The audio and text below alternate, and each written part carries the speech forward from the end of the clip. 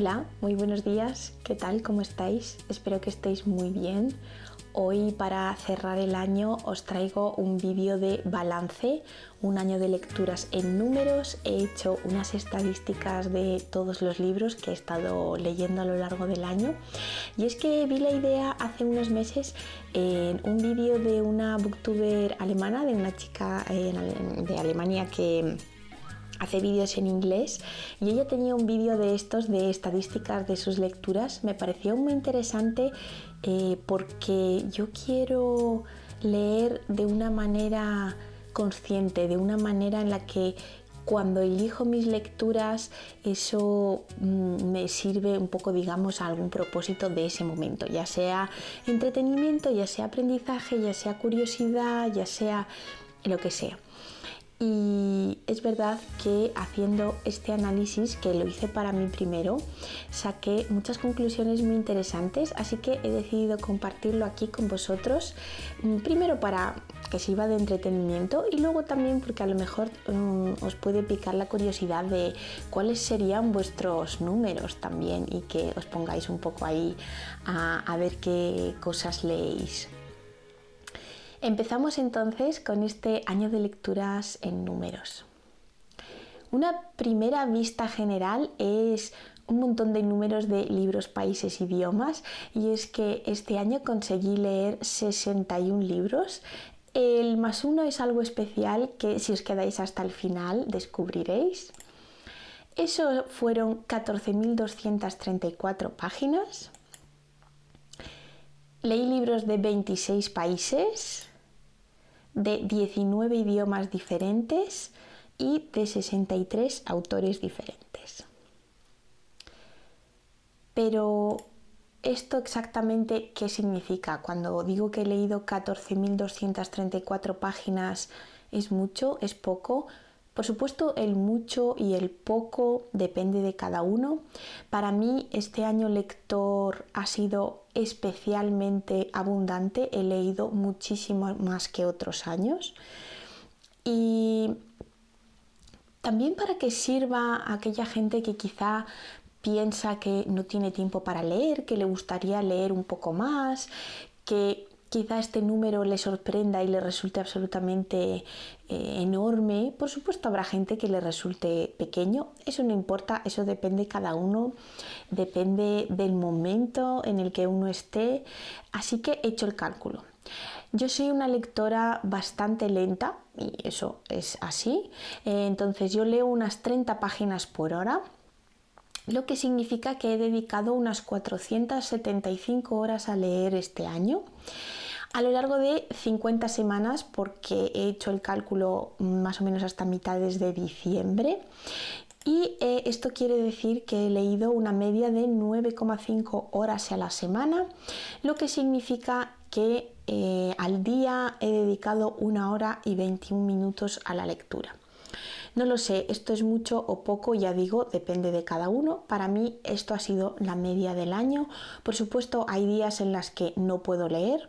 Hay días en los que leo solamente 15-20 minutos, hay días en los que leo 3 o 4 horas, y ya digo, eso depende mucho de la época vital en la que esté cada uno. Pero bueno, simplemente me dio curiosidad por ver cuál saldría la media diaria para estas páginas. Quería compartir con vosotros una serie de objetivos que no es que me fijara ni escribiera el año pasado, sino que han ido surgiendo a lo largo de estos meses de 2022. Ya digo, en cuanto he empezado a querer leer y elegir mis lecturas de una manera un poco más consciente. Y aquí os comparto algunos de estos objetivos, también por contrastar con los datos que han salido luego, ¿no? Y el primero de ellos era leer más diverso, porque me he dado cuenta de que el mundo anglosajón y la literatura anglosajona estaba un poco demasiado invasiva en mi vida, y yo tengo muchas curiosidades de muchos tipos y quería de manera consciente elegir lecturas que estuviesen fuera del mundo anglosajón, con la curiosidad de conocer más otras literaturas y otras culturas. Lees más mujeres me pasa un poco igual. Es verdad que en cuanto empecé a pensar, ¿no?, en qué libros elegía y por qué, me di cuenta que realmente había leído a muy pocas escritoras. No he entrado en el motivo, por supuesto no es el único tema importante a la hora de elegir una lectura, pero sí que era un objetivo así genérico que tenía a la hora de elegir lecturas. Otro era leer más literatura japonesa y europea. Creo que este objetivo, ahora veréis, está bastante bien logrado. Leer más contemporáneo era porque, es verdad, a mí me gustan mucho los clásicos y me encanta leer clásicos y tengo muchos clásicos pendientes, pero también tengo mucha curiosidad de descubrir, sobre todo quizá última mitad del siglo XX, estas primeras décadas del siglo XXI, me da mucha curiosidad saber qué es lo que se está escribiendo ahora, en parte también por mi faceta de escritora, pero también porque tengo curiosidad, quiero saber qué tipo de cosas se escriben y se publican ahora. Y el último era leer en inglés. En 2021 empecé con algún libro en inglés y la verdad es que es un idioma que llevo practicando durante muchos años y quería aprovechar esta circunstancia y poder leer en inglés en original o bien leer algunas traducciones de libros que no están disponibles en español pero que sí están disponibles en inglés. Y es un poco lo que me ha pasado este año. Empezamos entonces con los números. Empezamos por continentes y es verdad que Europa ha sido la clara ganadora de este año, seguida por Asia, un poquito América y escasamente África. Claramente esto era un poco mi intención este año, que irá cambiando por supuesto con el tiempo. Este mapa de los países de procedencia de los autores de los que he leído, claro, Rusia y China ocupan mucho espacio en el mapa y luego hay países de Europa que, claro, son muy chiquititos y casi no se les ve, pero bueno, este es mi mapa general. Estoy bastante contenta. Para también elegir futuras lecturas me servirá mucho esta información, pero eso ya será en enero, cuando haga mis planes para el 2023. En cuanto a países, como me centré en Japón, pues Japón claramente ha ganado este año, aunque como veis mi top 5 sigue estando dominado por la cultura anglosajona, ya que Estados Unidos y Gran Bretaña representan un 18%. Así que, bueno, ahí tengo que seguir trabajando. Por supuesto, hay literatura excelente de esos países. Yo quería diversificar y creo que quizá continúe con este objetivo el año que viene. Esta es la representación gráfica, que me gusta también ver el trozo de tarta que se lleva cada uno. 19 idiomas, que son todos estos: inglés, japonés, francés, español, ruso, italiano, alemán, árabe, polaco, albanés, checo, coreano, croata, húngaro, noruego, polaco, portugués, rumano y turco. Mi top 5, y claramente veis que mi top 1 es el inglés con un 21%, japonés, después francés, muy poco español, y esto es otra de las cosas que también me ha llamado la atención al hacer este análisis. Y luego está el ruso. Aquí tenemos la tarta de los idiomas. Como veis, el inglés pesa, aunque es verdad que el japonés le sigue ahí. Y bueno, yo estoy muy ilusionada con mi proyecto de la literatura japonesa, porque además este año me he apuntado a clases de japonés. Mi gran aspiración es, dentro de quizá unos 5 años o así, ser capaz de leer alguna novela o algún relato en el japonés original. Veremos. Veamos con el siglo y este objetivo de intentar leer más contemporáneo. Y es verdad que me he centrado bastante en los siglos XX y XXI. De hecho, ya veis que este año del siglo XIX prácticamente no he leído nada. Y en este sentido estoy muy satisfecha con esta exploración de literatura más contemporánea. Luego, en cuanto a escritoras o escritores, estamos ahí, mitad y mitad. Y bueno, pues esto simplemente es un dato. Quizá lo tenga en cuenta, quizá no. No sé si es excesivamente relevante, más allá que el de descubrir autoras nuevas que no he leído y que me apetece conocer. El otro cálculo que hice era cuántos libros he leído en su original comparado con traducciones. Evidentemente, como he leído en muchísimos idiomas, la gran mayoría han sido traducciones, pero aún así he conseguido leer un 15% en original, lo cual ha sido original en español y original también en inglés, lo cual me alegra mucho. Y luego, en cuanto a mi objetivo de leer más en inglés, se me ha dado bastante bien, estoy bastante satisfecha, y es que he hecho un 11% de lecturas en inglés, un total de 7 libros que he leído en inglés este año.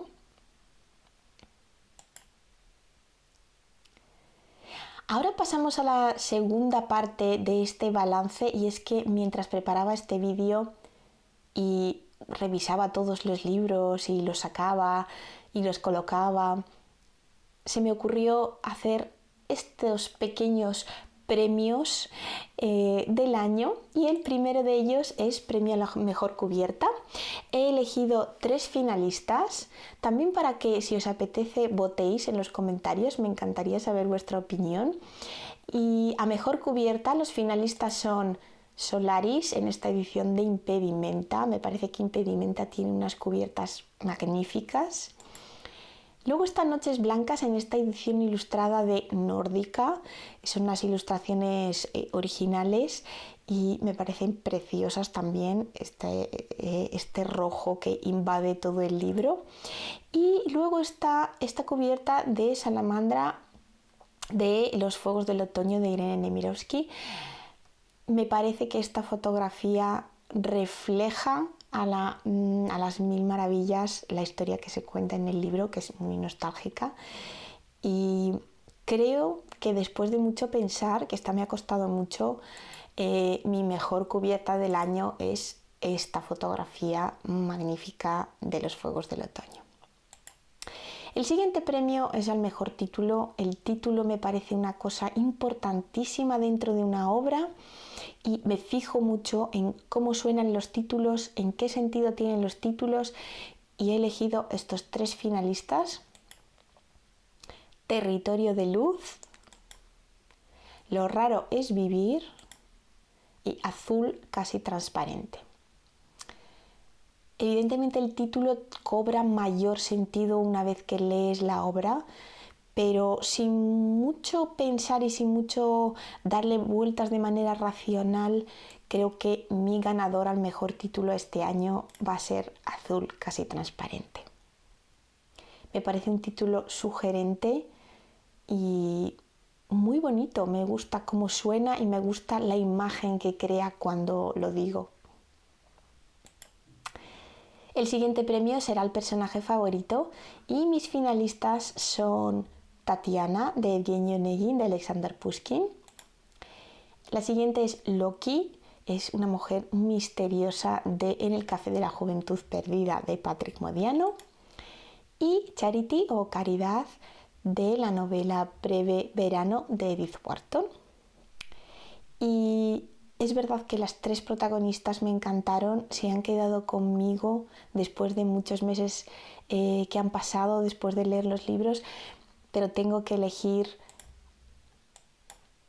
a Tatiana de Evgeny Onegin, una protagonista absolutamente magnífica. Me ha encantado este personaje.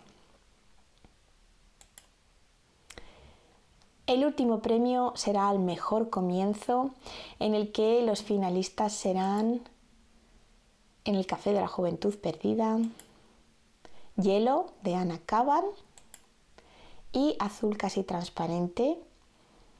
Y aquí va una pequeña muestra para que podáis elegir vuestro favorito. No era el sonido de un avión, era el zumbido de un insecto en algún lugar detrás de mi oreja. más pequeño que una mosca, revoloteó por un momento ante mis ojos. Luego desapareció en un oscuro rincón de la habitación. Sobre la blanca y redonda superficie de la mesa, que reflejaba la luz del techo, había un cenicero de cristal. Un largo y fino cigarrillo, manchado de pintura de labios, se consumía en él. Cerca del borde de la mesa había una botella de vino, en forma de pera, con una foto de una mujer rubia en su etiqueta, la boca llena de uvas del racimo que sostenía en la mano. La luz roja del techo se reflejaba, temblorosa, en la superficie de un vaso de vino. Hasta aquí el inicio de Azul casi transparente. Me parece un inicio misterioso, me parece una descripción confusa pero a la vez magnífica y dan ganas de seguir leyendo. El siguiente inicio es el de Hielo de Anna Kavan. Me había perdido y ya estaba anocheciendo. Llevaba horas conduciendo y apenas me quedaba gasolina. Me horrorizaba la idea de quedarme tirado en aquellas colinas solitarias, en la oscuridad, así que me alegró ver una señal que me condujo hasta un taller. Cuando bajé la ventanilla para hablar con el encargado hacía tanto frío fuera que me subió el cuello de la chaqueta. Empezó a hablar del tiempo mientras me llenaba el depósito. Nunca ha hecho tanto frío en este mes. Según las predicciones, habrá una helada tremenda. Me he pasado la mayor parte de mi vida en el extranjero, como soldado o explorando zonas remotas. Pero aunque acababa de llegar de los trópicos y las heladas apenas significaban algo para mí, me sorprendió el tono amenazante de sus palabras. Ansioso por continuar mi viaje, le pregunté cómo llegar al pueblo al que me dirigía. Nunca lo encontrarás en la oscuridad, está apartado del camino. Como están heladas, estas colinas son peligrosas. Parecía insinuar que solo un tonto continuaría conduciendo en tales condiciones, cosa que me molestó bastante. Así pues, interrumpí sus confusas explicaciones, le pagué y me marché ignorando su última advertencia. Ten cuidado con el hielo. De nuevo, un inicio que hace que tengas ganas de seguir leyendo. Por último, el inicio de El café de la juventud perdida es este. De las dos entradas del café, siempre prefería la más estrecha, la que llamaba la puerta de la sombra. Escogía la misma mesa, al fondo del local, que era pequeño. Al principio no hablaba con nadie. Luego ya conocía a los parroquianos de Le Condé, la mayoría de los cuales tenía nuestra edad, entre los 19 y los 25 años, diría yo. En ocasiones se sentaba en las mesas de ellos, pero las más de las veces se seguía siendo adicta a su sitio, al fondo del todo. No llegaba a una hora fija, podía vérsela ahí sentada por la mañana muy temprano, o se presentaba a eso de las 12 de la noche y se quedaba ahí hasta la hora de cerrar. Era el café que más tarde cerraba en el barrio, junto a la Bouquet y Le Pérgola, y el que tenía una clientela más peculiar. Ahora que ha pasado el tiempo, me pregunto si no era solo su presencia la que hacía peculiares el local y a las personas que en él había, como si lo hubiera impregnado todo con su perfume. De nuevo, un inicio misterioso que hace que queramos seguir leyendo. Finalmente, después de mucho debate interno, tengo que elegir En el café de la juventud perdida como el mejor comienzo, que por cierto, esta cubierta también estuvo a punto de entrar entre los finalistas porque me encanta esta foto. Para terminar este vídeo, algo especial que quería compartir con vosotros al final, y son otras cosas que he hecho relacionadas con las lecturas y los libros este año que no quería dejar de incluir en este vídeo. La primera de ellas es que este año he escrito un libro de relatos, también estaba entre mis planes y entre mis objetivos, y al final lo terminé autopublicando en agosto. Se llama Ninguna de las cosas que importan y está disponible para su compra en electrónico o en papel en todos los portales de Amazon. Y la última cosa, pero casi la más importante y la más emocionante que hice este año, fue un poco de casualidad, porque en uno de mis vídeos, creo que fue el de los 30 libros que me llevaría a una isla desierta, cuando había estado revisando todas las cosas que tengo pendientes, claro, me di cuenta de que mi gran pendiente era Dostoyevsky, y una de las cosas que quería hacer era leer toda su obra, Y un montón de gente me dejó en los comentarios que se apuntarían a ir leyendo en orden cronológico toda la obra de Dostoyevsky, y así surgió El rey de Dostoyevsky, que empezamos en octubre y hasta ahora llevamos leídos ya 3 libros. Empezamos con Pushkin, porque es una de las grandes influencias de Dostoyevsky, con Sergei Onegin. Continuamos en noviembre leyendo unos relatos de Gogol, otra gran influencia en Dostoyevsky, y ahora en diciembre hemos terminado de leer Pobre gente, que es la primera novela, una novela breve de Dostoyevsky que creo que escribió cuando tenía 23 o 24 años. En enero seguiremos y el siguiente que toca por orden cronológico es también la novela breve, El doble. Os dejaré la información abajo por si algunos queréis apuntar y aún no os habéis apuntado porque no os habíais enterado. Tenemos un grupo de Telegram en el que ahora mismo, hoy que estoy grabando, somos ya 43 miembros. Y la verdad es que tenemos unas charlas súper interesantes, compartimos cosas sobre Dostoyevsky, vídeos, otro material, reflexiones, impresiones. Y bueno, en general tengo que destacar que hay mucha energía positiva, lo cual me encanta. Creo que compartir las lecturas es una de las cosas más maravillosas después de las lecturas en sí. Y con esto lo único que me queda por deciros es muchísimas gracias. Muchísimas gracias por estar aquí, por compartir las cosas que hago en este canal, por comentar. Desearos que tengáis muy buena salida de año si es que estáis viendo este vídeo el día que sale publicado, que tengáis muy buena entrada en el 2023 y sin más nos vemos el año que viene. Hasta la próxima.